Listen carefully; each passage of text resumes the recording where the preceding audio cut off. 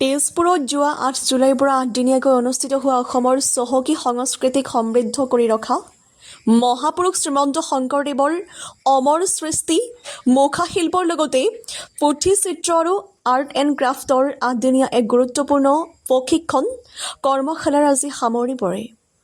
উল্লেখ্য যে গুৱাহাটীৰ পোহৰ প্ৰডাকশ্যনৰ উদ্যোগত আৰু তেজপুৰৰ ঐতিহ্যমণ্ডিত বাণ থিয়েটাৰৰ সহযোগত কাৰ মেমৰিয়েল প্ৰাথমিক বিদ্যালয়ত অনুষ্ঠিত এই কৰ্মশালাখনত অতি আশাব্যঞ্জকভাৱে দুকুৰিৰো অধিক জ্যেষ্ঠ কনিষ্ঠ প্ৰশিক্ষাৰ্থী বিশিষ্ট সত্ৰীয়া তথা মুখাশিল্পী পদ্মশ্ৰী ৰেৱকান্ত মহন্তৰ তত্বাৱধানত উজনি অসমৰ খাটপাৰ সত্ৰৰ ৰেৱকান্ত মহন্তৰ পুত্ৰ বিভূতি মহন্ত, শিৱসাগৰ হাউটকুছি সত্ৰৰ মুখাশিল্পী জীৱন মহন্ত আৰু কাটনিপাৰ সত্ৰৰ মুখাশিল্পী বিতুপন মহন্তৰ জৰিয়তে শুদ্ধ শৈলীৰে মুখাশিল্পৰ পাঠ গ্ৰহণ কৰি ভৱিষ্যতৰ একোগৰাকী সম্ভাৱনাপূৰ্ণ মুখাশিল্পী হিচাপে আত্মপ্ৰকাশ কৰে।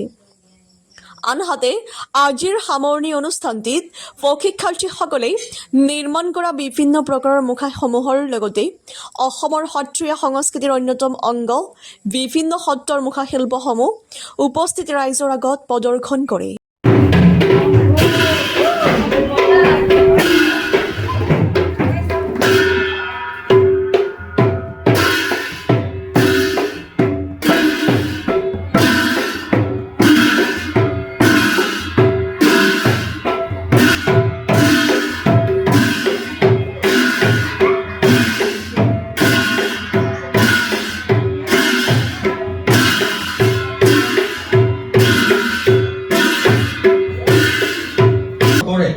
পোহৰ প্ৰডাকশ্যনে এনেকুৱা এটা শিল্পকলা গ্ৰহণ কৰিছে যিটো ৰাইজৰ মাজত ইমান সমাদৰ লাভ কৰিব পৰা নাই। তেখেতৰ প্ৰয়াসৰ মাজতে প্ৰডাকশ্যনৰ মাজেদিয়ে আমাৰ মাজত এই মুখাশিল্পৰ যিটো কাৰুকাৰ্য সেইটো প্ৰচাৰ কৰিবৰ কাৰণে তেখেতে যি ব্যৱস্থা গ্ৰহণ কৰিলে তাৰ বাবে মই তেখেতক অভিনন্দন জনাইছোঁ আৰু তেজপুৰত এনেকৈ কৰাৰ কাৰণে তেখেতসকলক মই আদৰণি জনাইছোঁ। এই মুখাশিল্পটো আমাৰ মাজুলীতো আছে, গতিকে এই শিল্পকলাত আমাৰ প্ৰশিক্ষাৰ্থীসকলৰ যি ধৰণৰ প্ৰতিভা আছে সেই প্ৰতিভা বিকাশ কৰিবৰ কাৰণে আমাৰ প্ৰশিক্ষকসকলে যেনেধৰণে তেখেতসকলক তেওঁলোকক শিকাইছে তেওঁলোকে যাতে সেই ধৰণে তেওঁলোকৰ প্ৰতিভা বিকাশ কৰি এই মুখাশিল্পটোক সমাজৰ মাজলৈ লৈ যায়।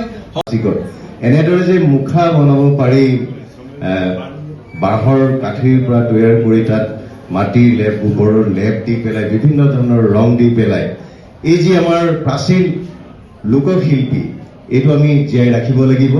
আৰু আমি জানো মাজুলী যি মুখাশিল্পই 2024 চনত GI টেগ লাভ কৰিছে আৰু এই মাত্ৰ আমাৰ বিদেশিতা বাইদেউ কৈছে বহুকেইখন সত্ৰত এনেধৰণৰ যি মুখাশিল্পৰ লগত জড়িত কাম কাজবোৰ প্ৰায় বন্ধ হৈ গৈছে, কিন্তু কেইখনমান সত্ৰই ৰাখিছে আৰু সেইখিনি আমি চলাই নিব লাগিব।